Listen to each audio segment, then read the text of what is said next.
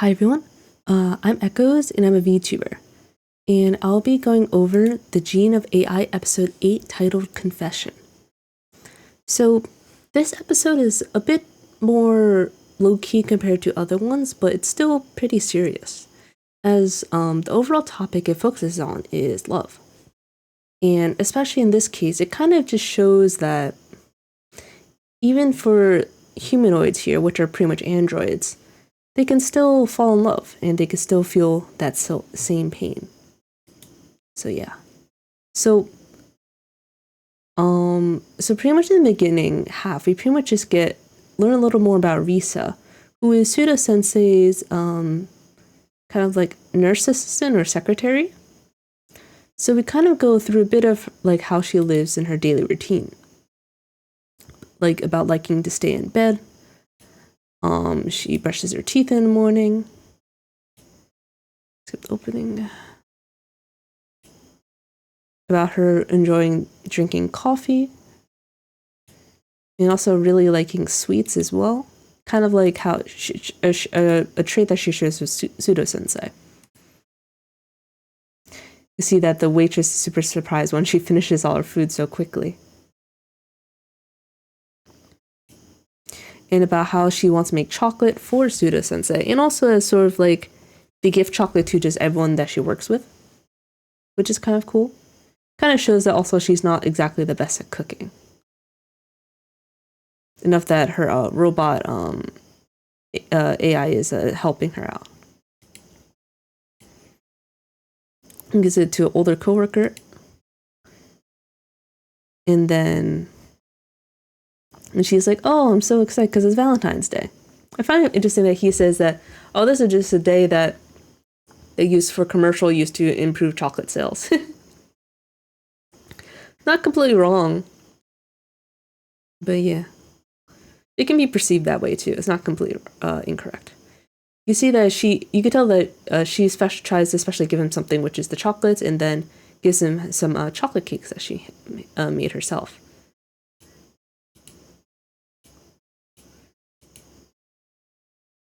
What I like here is that we could have robots who are cooking, but the fact that you put your heart into is something that a robot can't recreate. I think it's only human to want to integrate that into their diet as well. You can see that she's really moved by this, and she's like, "Did it taste good?" And then he says the exact same thing, so it doesn't get a clear answer, but in a way, it's difficult to say whether it actually tastes good or if it just tastes terrible or it's just being polite. And you see here is that Risa's just eating an entire cake by herself, literally. It makes me want to get a cake. I'll prove I could do something impressive. And then she's with her friend, who she calls Breezy or Saba, because of how she acts toward her. And this is important because her friend got her the cake specifically.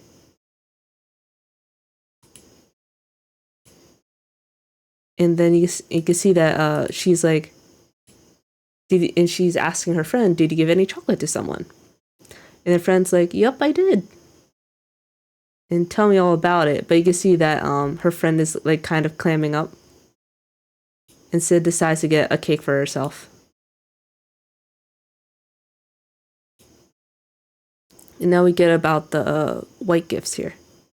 About how Pseudo Sensei is trying to get something back to his assistant. And he learns about homemade cheesecakes, which is kind of interesting. So instead of buying just a pre-made one, he decides to make it himself, which is kind of a nice touch. I like how he goes about it here. He says, planning is key, because in a way, making desserts is very methodical. There's always a certain way they're doing things compared to typical cooking. Makes me feel like eating cheesecake too. But yeah, you can see that it comes up quite well. Commencing cosmetic procedure. I find it funny. He literally goes through about like an operation, and then you can see this older man giving back the chocolates, Then she says that it's White Day, and then he gives her a gift in return. Because the whole thing is that if someone gives you chocolates on Valentine's Day, you gotta give something back. So that's what they did. Looks quite tasty.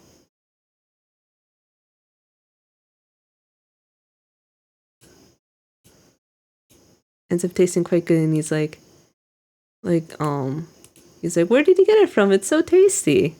You can see that she's really pleased. He's just someplace, which is him, but he's not going to admit it. That's kind of cute.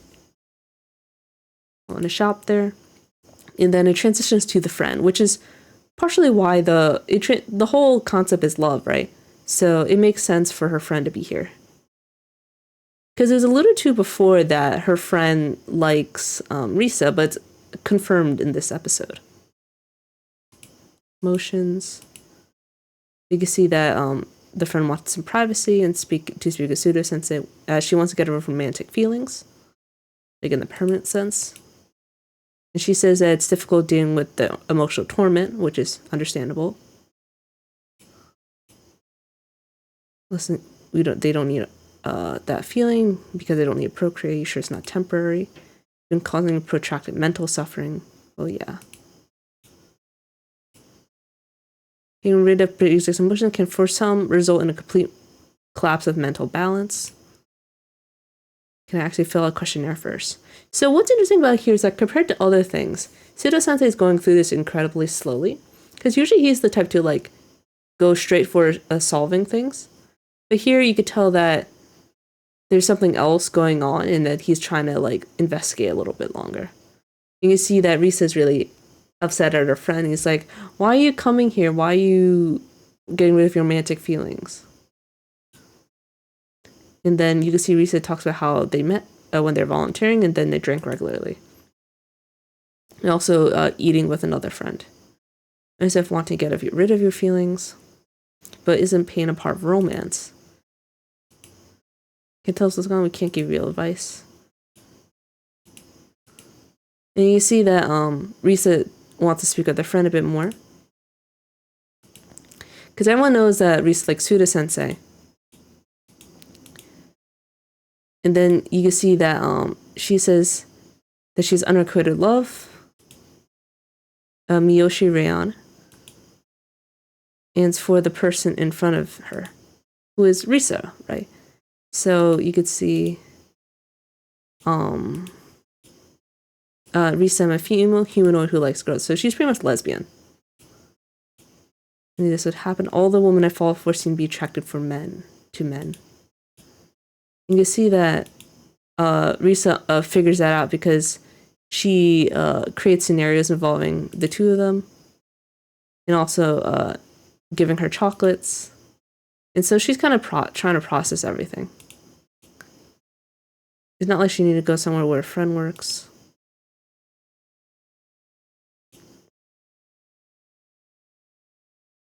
And you can see that they really care a lot about each other.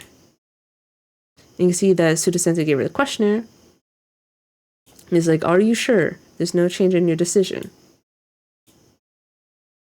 And then he says, let's keep looking at a little longer. And then you see that this lady, it's difficult to say how she wants to deal with her feelings. But instead, after a certain point, that observation period ends, and then you can see that the medical robot's trying to discuss it with him. He said it may not be a favorable outcome, not in a technical sense or something else. Something that a medical AI can do beyond my abilities, but instead. And then Pseudo-sensei is good here, where he's like, are you sure that you want this happen? She's like, I don't know. I don't know what to say to her. Because she's in love with you, and you could tell that he figured it out. But it's obvious. You call her breezy, but she's very earnest. I bet she came here specifically because you never knows how she felt. Yeah, it's like kind of her way of getting back at her friend. All to make it harder for you. That's what I call playing dirty. That's funny. You tell me how you feel, you can tell her too. But you can see that she really wants to protect her friend. And cares about her a lot. Instead, she tries to be upfront here. Maybe awful of me to say this, but I do like you. Not in the same way, but I like who you are now. Saying that you won't like me anymore if she was in love with her? No. Just want to know that I also like you just the way you are.